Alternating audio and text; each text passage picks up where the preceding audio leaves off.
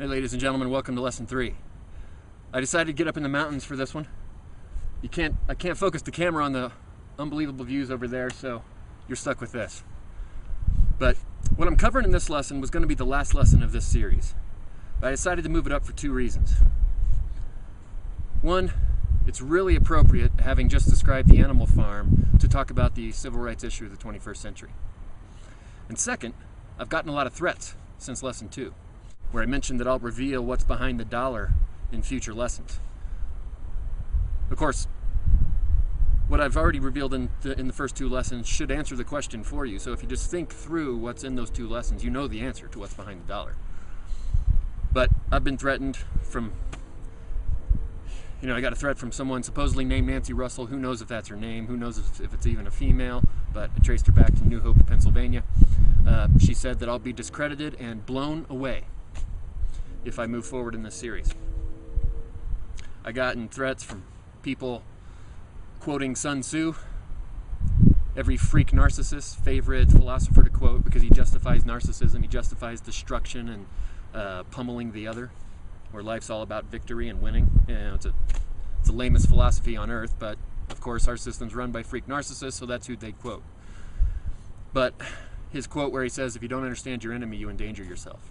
Got a lot of those. And all of a sudden, there's a different twist to the type of traffic on my blog and the type of people that are emailing me. So, I got the message. And the message is to keep chugging along and reveal this information to the American people, because it's essential to solving most of the problems in the United States today and most of the problems around the world. It's all related to this issue. This is the civil rights issue of the 21st century. People focus on international problems, A lot of good people focused on noble causes like African poverty, Palestinian slaughter, Philippine starvation, South American oppression. All of those are worthy causes. But just focusing externally causes an inner blindness to the cause of the problem right here at home. The monetary system that I've described is the core of all those problems. So this is the civil rights issue of the 21st century. Adolescents are aware of this issue, ever since the Eminem movement, back with the White America song and stuff like that, where he was venting the angst of the adolescent. Because they're in touch with this problem, maybe not consciously, but subconsciously they see the meaninglessness of their parents' lives as they scramble around in the hamster wheel to earn bank credit, to pay debt and taxes, and consume cheap products that break more and more. That's the essence of life now, and the adolescents know it. The adolescents that are labeled, oppositional defiant or maladjusted, it's because they're quite well adjusted to their hearts and their subconscious and what they feel in the world. So they're aware of it. Foreigners are aware of it. People holding up signs as our media goes into their countries when they're experiencing crises, which were really just being conquered by our financial institutions. They're holding up signs saying, please stop the oppression. But we don't listen. Let me tell you why I'm doing this. For the last year or so, I've been on this, focused on this effort to change the monetary system. Because 2 years ago, I was a therapist. I was counseling low-income, or students at low-income schools, low-income school districts on the West Coast. And one particular student was just a beautiful 7-year-old, a second grader with all kinds of hope and desire for his life, but a lot of rage and sadness as well, because he didn't have a father.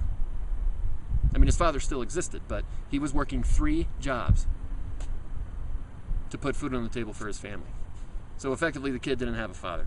And I was filling that need as a counselor, but he didn't need a counselor, he needed a father. But it's because of the monetary system that his father wasn't around. By definition, the monetary system requires most people to be in scarcity so that they're spinning on the hamster wheel, running faster and faster to earn bank credit to pay off their obligations. It's the simple math of the monetary system, and for those who think this is socialist talk or communist talk, I'm sorry you don't understand basic math. You've been fooled and indoctrinated by the Ivy League and a bunch of windbags on CNBC and the media. It's the basic fundamental math of our system. It is an elite on top, living off the backs of the masses. by putting them in a forced labor situation because of the scarcity of credit. Now, 100 years ago or 200 years ago, that was called slavery. 500 years ago, it was called feudalism and serfdom. Today, it's called the free market. This free market is human enslavement for the people on, from your perspective, on the left side of the whiteboard that I've been describing. So it's to continue with the metaphor, it's a slave master and slave system. When I was counseling that 7-year-old, that's when I decided to join this macro effort. Because there are plenty of people trying to do good work, trying to participate in healing and redemption.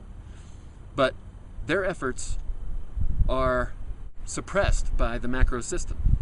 The minorities in the third world have been trying to get us to listen for years and we haven't, but now we're waking up, and so let's join the cause. All right, so let me speak to a few specific groups. First, to you economists. And most of you don't know about this because you're focused just on studying the economic system and not thinking about the monetary system that hovers above it. They're two different things. The economic system is the value generation system.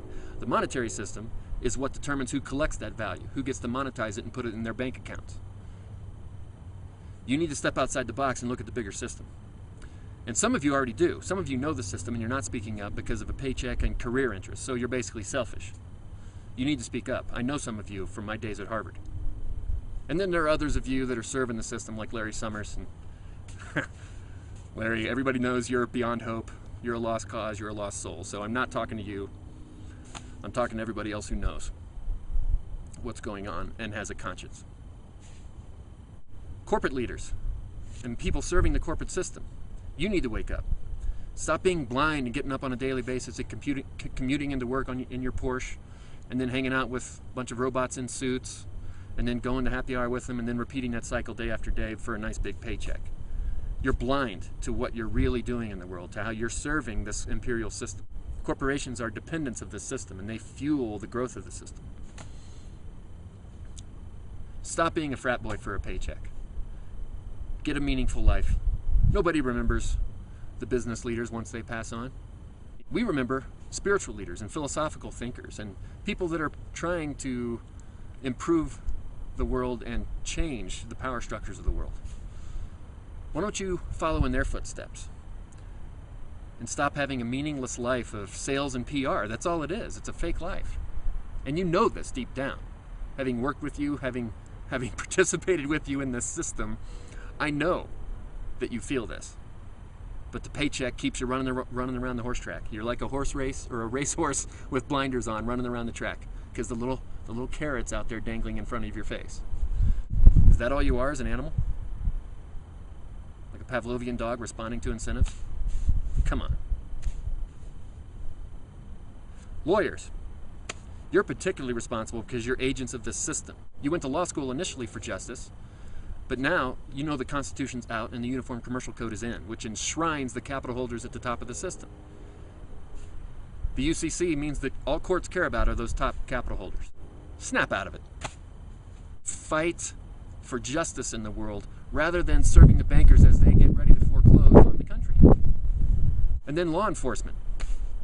I know a lot of you. I know your hearts. Having been a military commander and having worked with law enforcement, I know you.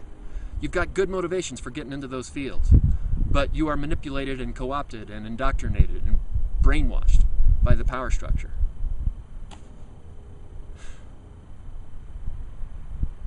Any one of you that enforces an order from a court that's serving the banks and kicks the lower classes out of their homes and takes their property to hand it over to the richest people in the world, you're scum.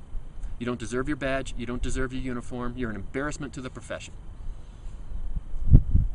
And they've converted you from having pride and doing good and serving your community to now you have false pride and this tough guy pride, this narcissist pride. Stop beating up college kids for the imperial banking system. Every G20 protest, that's all that is, because you think you're RoboCop. And then everyone else, again, what could be your story? What's your motivation for joining this cause? This problem that's causing all the problems in the world. Stop serving the imperial system. The more that we all commute daily into that system, and participate in it, the more it grows. And the more it grows, the more value it extracts, the more the republic declines. It's an inverse relationship. So as that grows, you lose all your freedom. And it's time to reverse that. Stop serving this pathetic system and rebuilding the republic, rebuilding your local communities. Instead of getting up and racing off to work in the morning, get up and go out and meet your neighbors again. Rebuild neighborhoods and local communities. Turn off the television. Never watch it again. It's a joke. Do something meaningful. Join a meaningful crusade. We all have that motivation to be part of good, to be part of a good cause. And we've been co-opted since 2001 with the 9/11 attacks and the war on terror to think that that's our good cause, when really that's just a symptom of this problem I'm talking about. You're being manipulated to join the wrong cause. And all the great soldiers out there, I know your hearts, I totally know. And all the military officers, especially the West Point graduates that are all about serving the Republic, and you're still committed to the original American ideal, but you're being co-opted and manipulated. You're being played by the Ivy League freaks running the intelligence apparatus. Watch The Good Shepherd again to see who's developing your orders, and join this cause. Be the next Martin Luther King. Be the next Gandhi. Where is the next Martin Luther King and the next Gandhi? Why does nobody speak up anymore? And now we can't depend on one leader because they've co-opted the national media system, and so there's no way for a new national leader to lead the cause. But in fact, that's not what's going to save America anyway. The Jeffersonian ideal was that we self-govern. We rule our own lives. Now, the flaw is that perhaps Jefferson was just dreaming of an idea that isn't true. And the evidence would suggest that it's not true. The people don't want to govern themselves. They'd rather be led. But we can't do that anymore. We need to step out of needing to be led. I'm not your next leader. And no politician is. Ron Paul isn't. We've got to lead ourselves. We've got to be our own king and be our own queen and be our own sovereign. And then the system will start adjusting. Now, Martin Luther King said that our lives begin to end the day that we become silent about things that matter. So here's the question. When you get up in the morning and look at yourself in the mirror, are you dead?